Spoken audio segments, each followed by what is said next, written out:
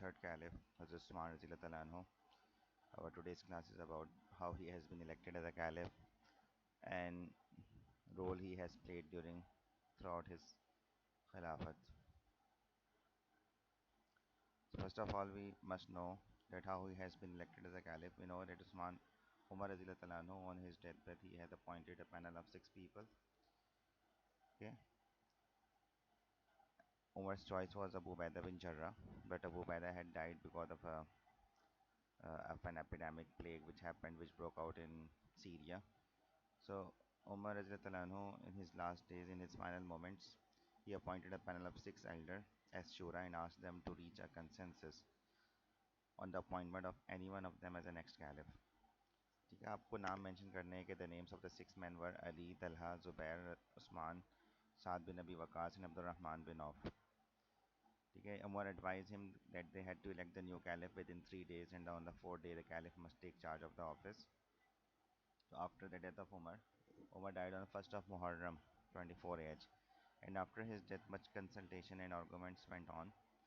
And finally, Abdul Rahman bin Auf decided to withdraw, and he has withdrawn his name. And he decided to act as an arbitrator, and he decided to solve this dispute. They all agreed. Majority of the votes they were in favor of either Usman and Ali. So at that time, he discussed the matter and with the other people also. Abdul Rahman withdrew his name and it was decided that he will take the final decision. So he consulted each member individually and he also took oath from both that if that since majority of the votes were in favor of Usman and Ali, so Abdul Rahman bin Auf took both oath from both of them that if I elected you, you will do justice and you will um, act according to the teachings of the Holy Prophet Muhammad, peace be upon him, and the first two rightly guided caliphs. Yeah, at the time Talha was not in Medina. Ali voted for Usman, Usman voted for Ali, and Abdurrahman bin Auf asked questions from both of them, and that if they have been elected, they will do justice and they will follow the footsteps of the Holy Prophet Muhammad, peace be upon him. To which they both agreed. Finally, Abdurrahman bin Auf discussed and asked other people also, and he realized that majority of the votes they were in favor of either Ali or they were in favor of Hazrat Usman radhiyallahu anhu. So with his personal decision, he elected Hazrat Usman as a caliph. Abdurrahman was the first one to serve our allegiance to him, and then Ali radhiyallahu anhu was also. Ali was amongst the first to offer his allegiance to Usman, and Usman, after taking bath the Muslims in the Prophet's mosque, made a short speech promising to faithfully follow the Quran and Sunnah and the practices of the deceased caliphs. That was his election. When Usman has been elected as a caliph, he faced several problems. Okay, you may be asked in the paper about the expansion of the Islamic Empire during his rule, and how the Islamic Empire expanded. Okay, the overall expansion of the Islamic Empire. Usman radhiyallahu anhu followed the footsteps of the previous caliphs. He adopted a shorter title than the previous caliphs. He opted the title of Khalifatullah, okay, the successor of Allah Almighty. Usman continued many of Hazrat Umar's policies, including the expansion of the Islamic rule. Okay, Persia, Armenia, North Africa, many parts of the Eastern Mediterranean were brought under the growing power during his 12 years of Khilafat. So the Islamic Empire expanded. When Usman Radhiyallahu took the charge of the office,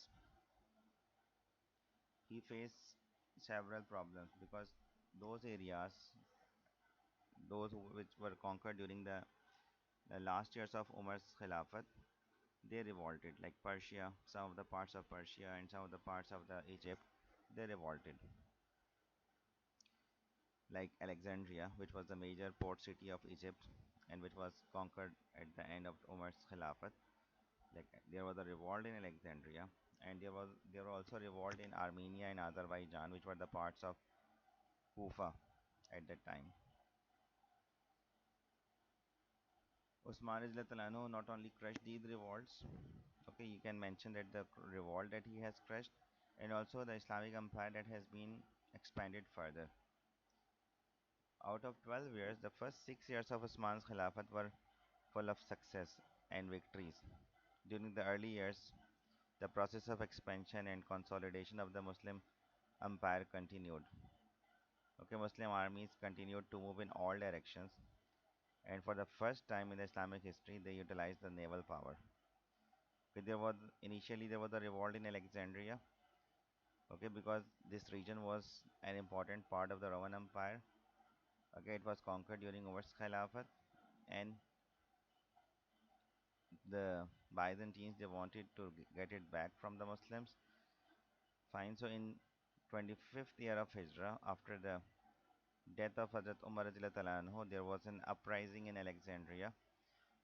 Okay, the Byzantines they sent their forces okay from Constantinople by sea. So Osman radiallahu anhu sent Amr bin al-As who defeated the Romans. Okay, and these uprisings were crushed. Also, there was a revolt in Armenia and Azerbaijan. They were the part of Kufa, Iraq. So Osman radiallahu anhu took action and he changed the governor. The governor was Saad bin Abi Waqas radiallahu anhu, and Saad was unable to handle the situation there. So he removed Saad bin Abi Waqas and appointed Walid bin Uqba in his place. Walid not only crushed the revolt, he also served the people of Kufa to the best of his abilities. Also, there was a revolt in um, Basra also. Okay, there was a revolt in some of the Persian part in the east also. Osman's earliest focus was the Persian Empire in the east. So when a rebellion occurred there, Abdullah bin Amir was sent as the new governor and Abu Musa Ashari has been removed. Okay, so afterwards you can talk about this one, conquest of Iran and Persia, and you can talk about the Basra was a military base where Abu Musa Ashari was the governor.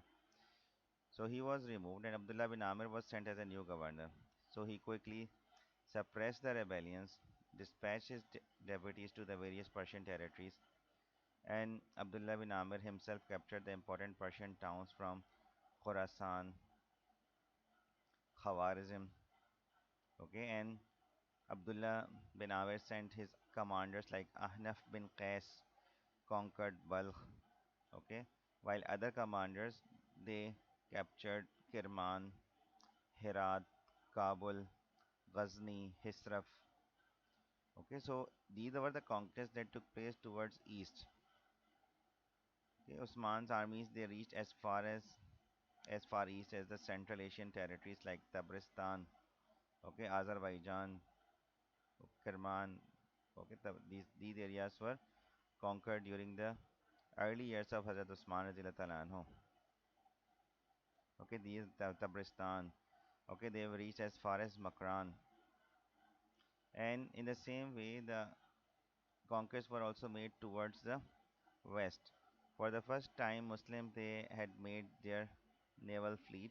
Okay, the with the permission of Usman radiallahu anhu, Umar had not given the permission of building a naval fleet during his rule, but Usman radiallahu anhu considered it very much important that without having a strong navy, okay, their supremacy over the Byzantines could not be established, and there would be a constant threat of attack from their side.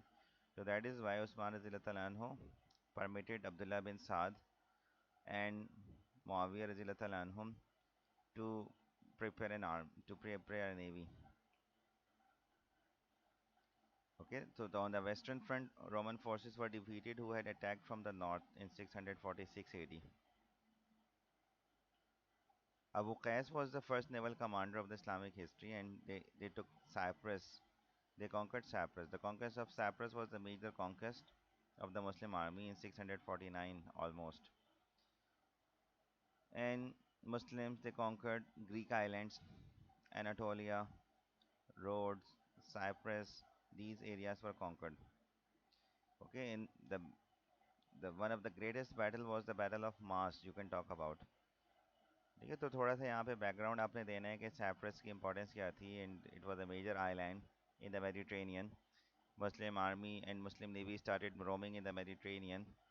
Okay, you can mention the two commanders, Abdullah bin Saad. He was also known as Abdullah bin Sar, and there was Muawiyah radhiyallahu ta'ala an.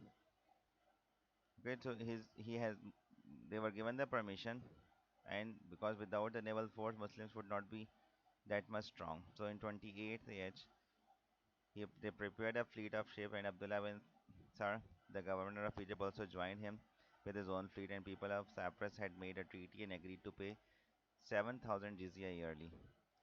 The main naval battle which was fought against the Byzantines was the Battle of Mars. Okay, the Byzantine emperor, they wanted to take his lost kingdom back. They made an attack on Alexandria. He had sent a fleet of 500 ships to the coast of Syria. So here Muslims also prepared their fleet. Okay, and Arabs, they fought their first naval battle, which was known as the Battle of Mast. So together, both the commanders, Muawiyah and Abdullah bin Sarah, these two governors, they sent their fleet, and they met the enemy at the coast of Mount Phoenix. Okay, that is known as the Mount Phoeniki also. That is the Battle of Mast. After a terrible battle, the Byzantines were defeated. Their fleet crippled, and the sea water turned red. And this is how Muslims laid foundation of their power in the navy also, in the sea also. These were the major battles or how the Islamic Empire expanded. Also, Muslims, they conquered and advanced towards north. Whole of the North Africa was conquered during the Khilafat of Hazrat Usman radiallahu anhu. Okay, it's Abdullah bin Saad was a governor of Egypt, and Usman ordered him to advance into North Africa. Okay, he suffered initially, not was not successful initially, but later on, Usman sent the reinforcement under the command of Abdullah bin Zubair from Medina to assist the governor, and the people of Tripoli, they signed a peace treaty with the Muslims, and they agreed to pay jizya of 25,000 dirham annually. Muslims afterwards, they conquered, okay, Tunisia, Algeria, Morocco. Whole of the North Africa was conquered during Osman Anhu's rule in the initial 6 to 8 years. The last 4 to 8 years were full of revolt. Okay, Islam faced a lot of difficulties, and but before these difficulties, you can also mention that during these conquests, Huzaifa bin Yaman noticed the difference in the recitation of the Quran amongst the Muslims. That the people from Iraq and Syria had differences in the recitation of Quran. They were reciting it differently from one another. So Usman held a meeting with Shura, the advisory council, and after taking their opinion and their advice, he decided to recompile the Quran on the accent of Quraysh, and for this purpose, he appointed Zaid bin Sabit again. He took the copy from Hazrat Hafsa, and along with them, he appointed three other people from Quraysh: Abdullah bin Zubair, Abdurrahman bin Auf, and Saeed bin Al-As. And the people were instructed that wherever they differ with Zaid, then write it in the accent of Quraysh, for Quran has been revealed in that particular accent.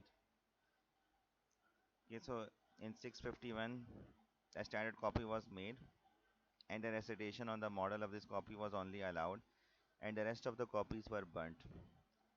Five such copies were made, and these copies were dispatched to all the provincial capitals. So any possibility of mischief or human slip to disturb the Quranic text was weeded out completely. Okay, and two of these copies are still exist today. And you can mention that for this service of Usman has been given the title Jami al Quran.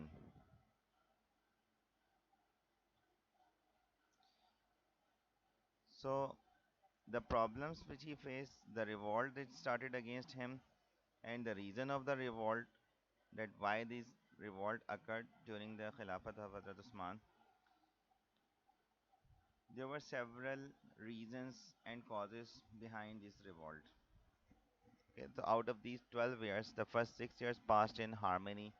They were glorious, they were remarkable of the golden time of Hazrat Umar Razilullah Ta'ala anhu.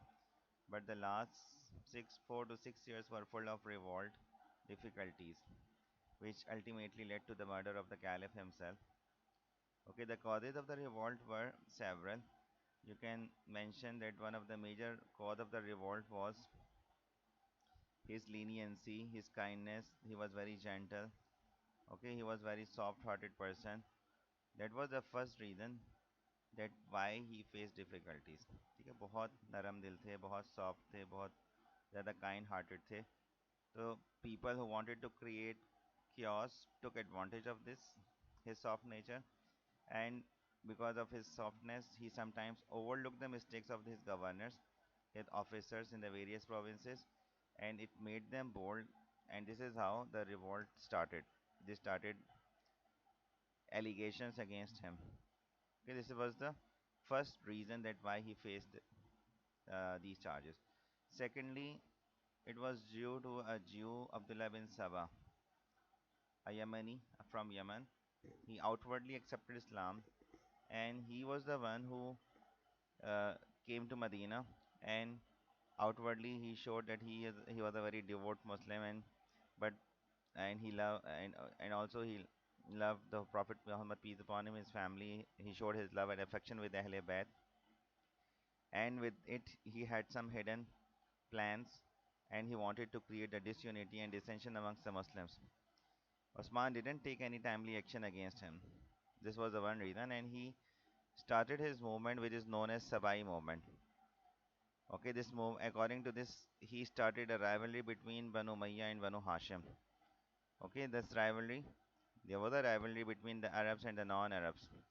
Okay, he was successful in building and developing this rivalry between Arabs and the non-Arabs, between the Banu Umayya and Banu Hashim. Okay, and this was one of the reason because Jews were not happy with the growing power of the Muslims because they had been exiled from Medina first during the Prophet lifetime, then from Khyber, and after Khyber they were exiled from Syria also. Okay, so this is there was the main reason for their hostility with the Muslims. Osman did not take any timely action against these people in Iraq, in Kufa. Okay, and he shifted some of them to the other places, which made them very much active, and they started spreading their ideas against Usman in the other provinces also. Initially, Usman had a problem in Kufa, but later on, when timely action has not been taken, so Usman started facing problem in the other areas too. He started facing lot of charges, lot of allegations. Amongst those charges, the first one was of nepotism. Usman was charged with the nepotism. Why? Because Usman had placed his close relatives as governors over many of the newly conquered province. His nephew Hazrat Muawiyah had already been appointed as the governor of Syria by Hazrat Umar Razilullah anhu, but now he was granted full control over more territory. During Umar's rule, he was the governor of Damascus, okay, the capital. Usman Razilullah anhu made him the governor of the whole Syria. He extended his power. Other relatives of the Caliph were appointed governors of Basra and Kufa in Iraq, and also of Egypt. So he had also made his relatives his close advisors. Actually, there was no such restriction on the Caliph. If we look into this chart, we can see that altogether there were 12 provinces, and out of these 12 provinces, he had his relatives only on the four. Out of these two were appointed by Umar, and Usman let them continue their office since they were capable. उनके ऊपर ये भी इल्ज़ाम थे ना कि they were not capable, they were inefficient, but they proved themselves to be very much efficient and capable. Like Walid bin Uqba, when he replaced Saad bin Abi Waqas, he crushed the revolt and he served the people of Kufa to the best of his abilities. In the same way, Abu Musa Ashari was removed and Abdullah bin Amir has been appointed, and he also he was appointed according to the wishes of the people, and he also crushed the rebellion in there in Basra. The governor of Egypt added whole of the North Africa into the Islamic Empire during his rule. Okay, so they were not inefficient. And there was no such restriction on the caliph that he cannot appoint and nominate his relative on the key post. That is why he had appointed his relatives. And since these provinces were of great importance, so Usman Anhu wanted someone who would be loyal and Usman would not face any difficulty. The reason behind was doing this that he wanted to ensure loyalty towards him and to secure the unity of the Islamic Empire. But to many Muslims, this action appeared to be unfairly favoring his own relatives, okay, the Umayyads, because they were his relatives. This was the first and the main major allegation which Usman faced.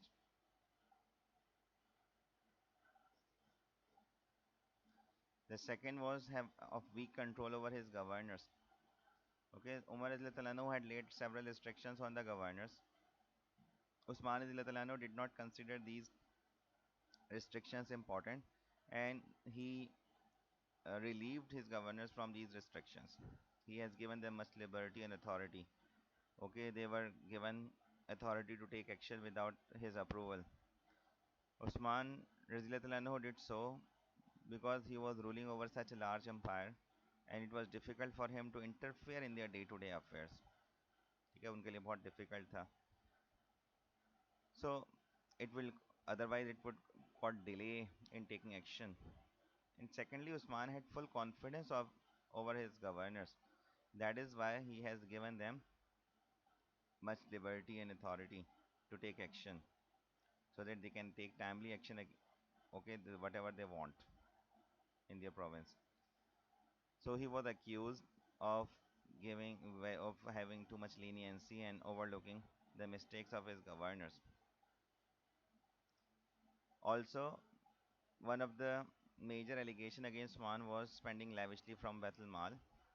Since Baitul Mal is a public treasury, Usman Izlatlano spent it on the poor and the needy. He did not spend any of this on his own personal use, personal need. Okay, he helped his relatives and from his personal savings and personal income because he had so many other sources of income. Usman was very much generous. Prophet peace upon him gave him the title and he earned the title of Ghani during the Prophet's lifetime, the most generous. Prophet was very much pleased with Usman's contribution and he contributed during the Prophet's life, okay, spent his wealth for the cause of Islam. So Usman Izlatanah faced so much, uh, you can mention that criticism because of the one of the major tasks which he did was the burning of the Quran and the standardization of the Holy Quran.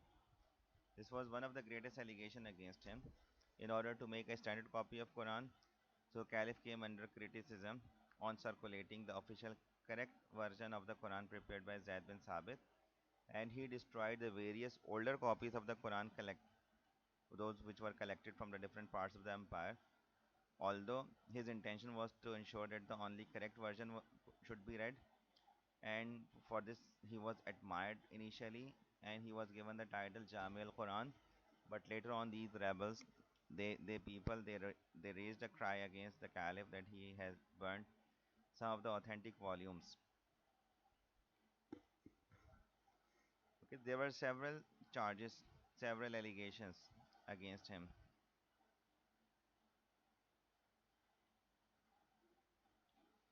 So the greatest during the course of Usman's caliphate during his rule, criticism of his action grew steadily stronger from his people, particularly when he decided to allocate to his governors the wealth in the campaigns that was collected in the campaigns rather than divided between the fighting men themselves. So there was a strong disapproval.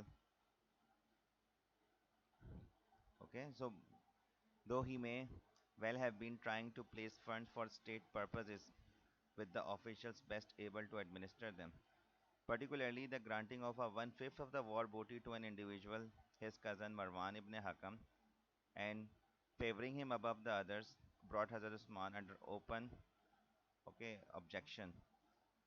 And Marwan continued to be a controversial and negative influence throughout Hazrat Usman's caliphate. So this resulted in the unrest against Usman Razila Talano. The unrest started, and people, disquiet about Hazrat Usman's policies and his ability to rule, so erupted after 6 years of his Khilafat. First, there was an uprising in Kufa, in Iraq, okay, then in Kufa, and then in the Egypt. Finally, the people of Egypt came from all the three. Okay, they came. Actually, this problem was there in all these three provinces. So force from Egypt arrived first, and they angrily besieged Hazrat Usman Anhu in his house. But when he agreed to their demands of their uh, change of governor, that they wanted to change Muhammad bin, they wanted to remove Abdullah bin Saad and appoint Muhammad bin Abu Bakr in his place. So Osman accepted their demand, to which they were pacified. So they started returning and they began their journey home. But hearing that he had tricked them, they turned back and began for a second siege. Okay, what was the trick? There was a detailed story that which caused Egyptian force to turn back to Medina. ठीक है वो हुआ ये था कि while they were making their way home to Egypt, satisfied with what the Caliph has told them, but they were overtaken by a messenger riding at a speed. He was carrying a letter from Hazrat Usman to the governor of Egypt, Abdullah bin Saad, ordering him to put the leaders of the force to death when they returned home. They read this letter and realized that they have been betrayed. So they furiously turned around, seeking vengeance of this for this treachery.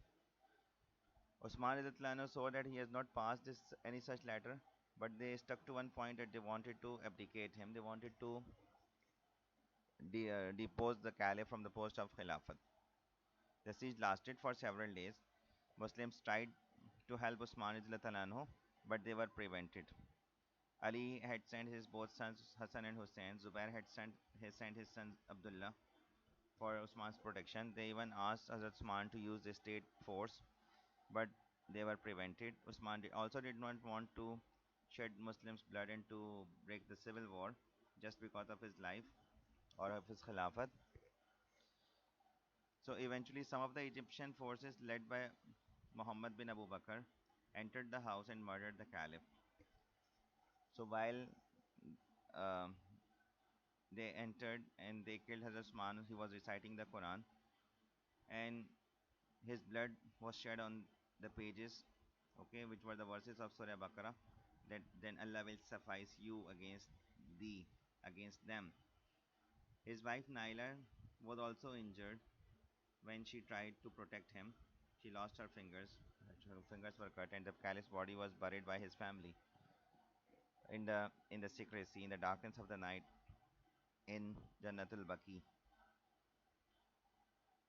Okay, Usman's nephew Muawiyah Radhiyallahu anhu had sent troops from Syria to support him, though they arrived too late to save his life.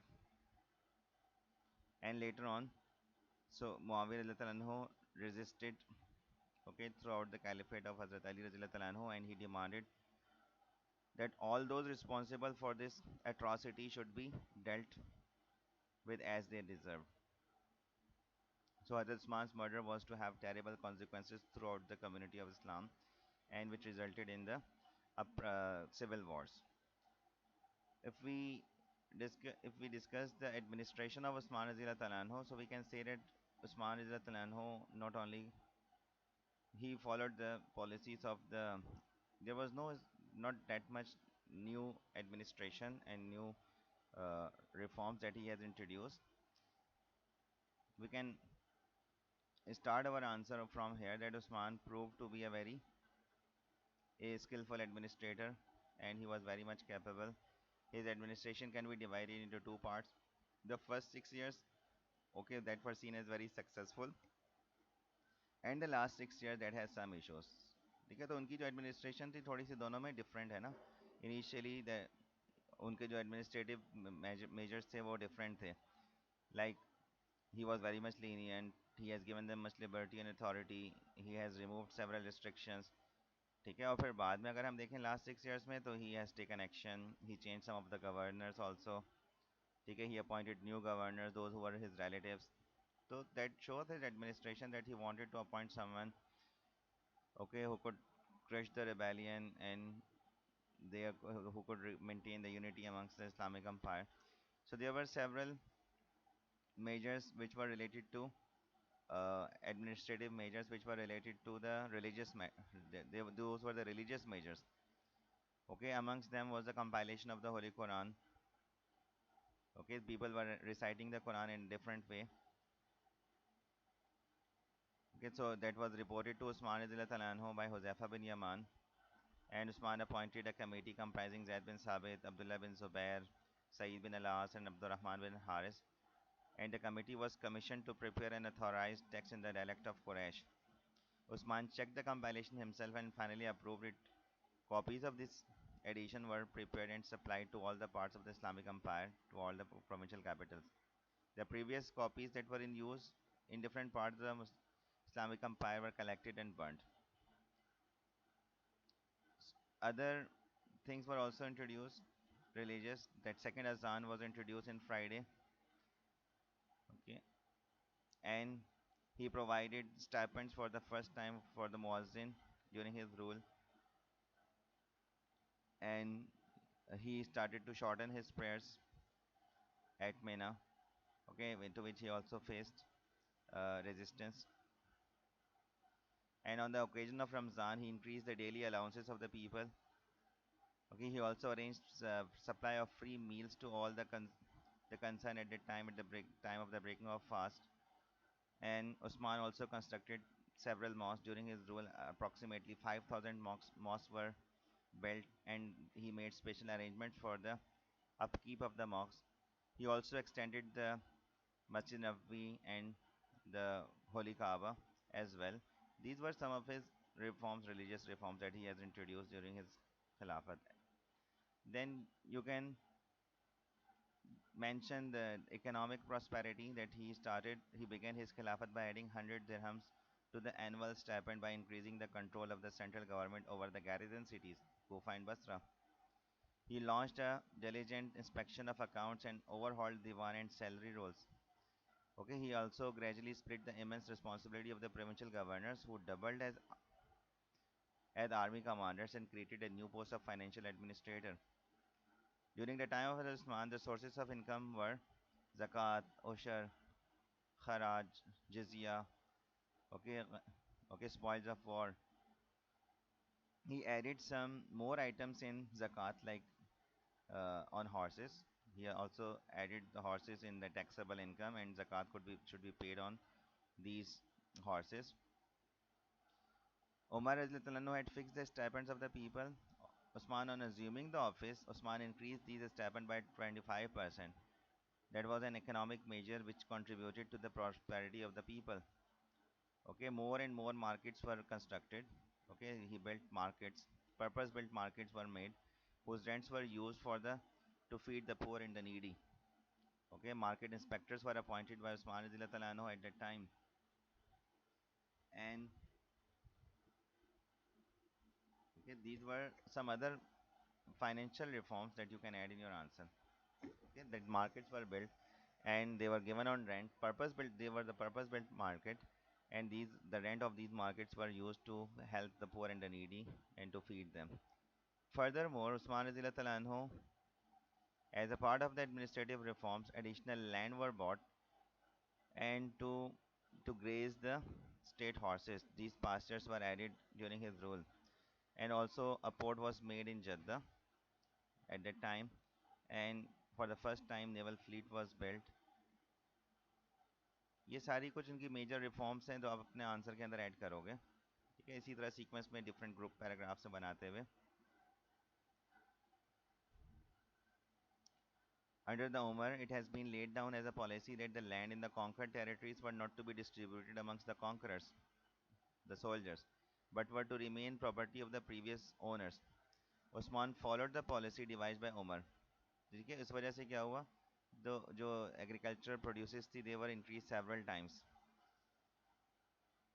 Okay, and in the same way, the the canal system was improved, dams were built, to protect Medina from flooding, being flooded. There was a particular dam that was known as Maharoj Dam was built. That was built near Khyber, near Medina, to protect Medina from flooding in future, from any future flooding. ठीक है तो it ensured the proper supply of water and protection of Medina from being flooded.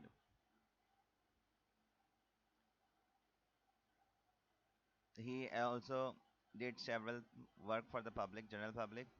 New buildings were built, highways were constructed, cities were expanded. Okay, Usman relaxed the restriction on the construction of large houses, and Baitul Mal were set up in all the provinces. Guest houses were built, okay, and trade routes were properly uh, developed. And also, you can mention that highways and posts were constructed there. वहाँ पे outposts were constructed to protect from any robbery and such type of activities. Guest houses, inns, they were developed so that they can, the pilgrims coming and traveling, and the traders, they can take shelter there. These were the major administrative reforms which has been introduced by Hazrat Usman Razila Talanho. That's about Usman's rule. Usman तलानो के बारे में यही कुछ है. उनका martyrdom है, उनका election है, उनकी एडमिनिस्ट्रेशन है, उनकी एक्सपेंशन है. इसी तरीके से आपने इसको प्रिपेयर करना है.